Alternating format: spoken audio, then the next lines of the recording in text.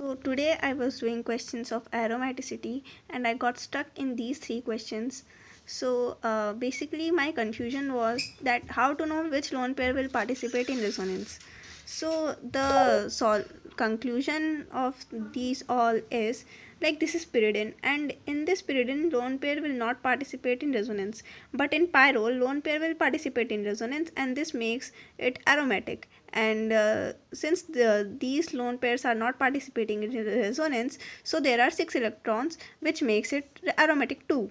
So the reason behind this is कि देखो अगर किसी भी जैसे नाइट्रोजन इधर है तो यहाँ पे 2 लोन पेयर है, और एक इसी नाइट्रोजन में पाई बॉन्ड भी है और लोन पेयर भी है, पर यहाँ पायरोल में लोन पेयर है पर यहाँ पे पाई बॉन्ड नहीं है. सो अगर इन केस अगर कहीं पे भी ऐसा कोई कंपाउंड मिल जाए जहाँ पे एक ही एटम में लोन पेयर भी हो और पाई बॉन्ड हो, तो हमें पाई बॉन्ड को कंसिडर करना है.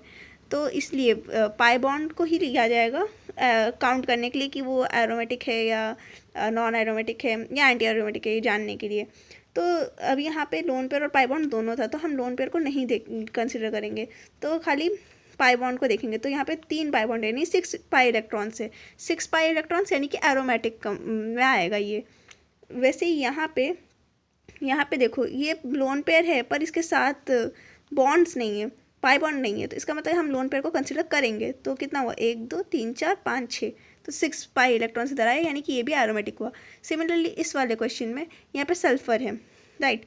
अब सल्फर में आपको पता ही होगा सल्फर मैक्स 2 बॉन्ड्स बनाता है, तो मैक्सिमम 3 बना सकता है. तो इसलिए हम अगर ये 1 2 3 4, अब ये ही वाले ऊपर वाले ही हम लोन पेयर इसलिए कंसिडर करेंगे, नीचे वाला नहीं करेंगे, क्योंकि अगर हम ऊपर वाला कंसिडर करें तो 3 बॉन्ड सल्फर के हो जाते हैं. अब इसको भी अगर हम रेजोनेंस पे ले जाएँ तो 4 हो जाएगा, 4 बॉन्ड हो जाएंगे सल्फर के, which makes it more unstable. So इसीलिए हम एक लोन पेयर को ही कंसिडर करेंगे. तो यहाँ पे भी 6 पाई इलेक्ट्रॉन्स हो जाएगा, 1 2 3 4 5 6, तो इसलिए ये 6 पाई इलेक्ट्रॉन्स, तो ये भी इसको एरोमेटिक बनाता है. So this is the solution.